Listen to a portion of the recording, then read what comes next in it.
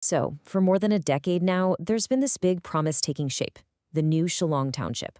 It was meant to be this gleaming, modern solution to an old city's problems.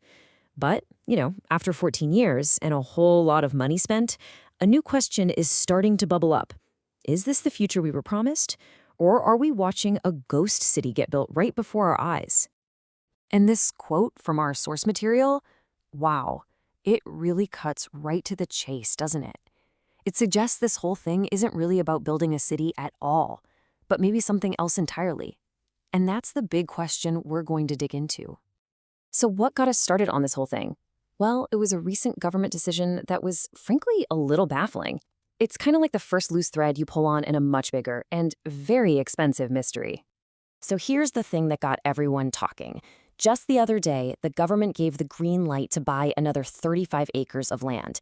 The official reason they gave? They need to build a corridor, which of course leads to one very obvious question. Exactly. I mean, what's the whole point of a corridor? It connects two places, right? Well, to really get why this particular corridor is raising so many red flags, we actually have to jump in our time machine and go back a bit. All right, so let's rewind the clock. 14 years. What was this grand vision all about in the first place? What exactly was the promise made to the people of Shillong all those years ago? And wow, look at this timeline. It really puts things into perspective, doesn't it? The project was announced way back in 2011.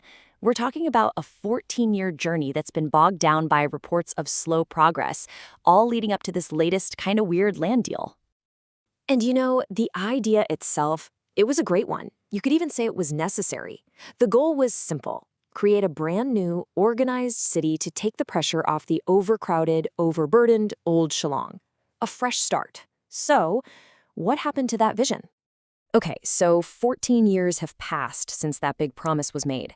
What does this place actually look like today? Let's take a little virtual trip to the site and see the reality for ourselves. And this is where things get really interesting. The difference between the plan and the reality is just stark. The plan called for a bustling administrative city, right? The reality? Just a few scattered government buildings. The knowledge city for schools and colleges? Yeah, mostly just empty plots of land. And that core mission, to decongest the old city, turns out most government departments never even bothered to move. And this is what brings us right back to our mystery corridor. That new 35-acre road is being built to connect two major zones, the administrative city and the knowledge city, that are, for all intents and purposes, still just ideas on a piece of paper. Our source material uses a perfect phrase for this, putting the cart before the horse.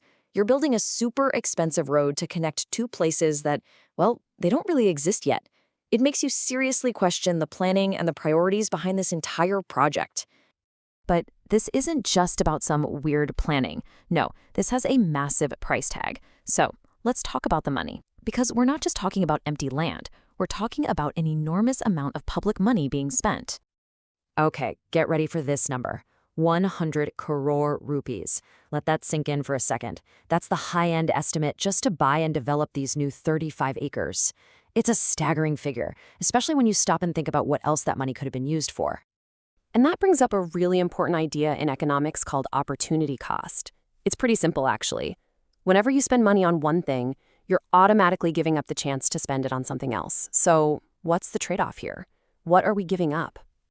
This table right here, it makes that huge number feel very real.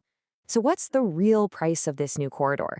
Well, it could have been 10,000 homes with clean tap water, or 500 kilometers of new roads for rural areas, or 50 brand new primary health centers. The contrast is sharp. So when you see a trade-off like that, a corridor to nowhere versus vital public services, it forces you to ask the biggest question of all.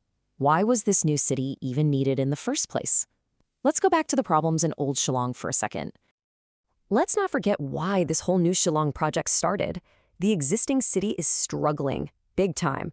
We're talking about crippling traffic chaos, a huge waste crisis, and serious water shortages. These aren't small issues, they're daily struggles for the people who live there right now. So it all comes down to this, doesn't it? It's a fundamental choice. What's a better use of limited public funds? A corridor that connects two nearly empty zones? or essential services for people who are living in established towns and villages today? And that leaves us with this one final nagging question. If the old city is facing so many daily crises, if it's crumbling, as some say, why is the priority to keep pouring money into a new one that after 14 long years is still more of a promise than a reality? It's a question of priorities, of planning, and of purpose. And for now, it's one that remains unanswered.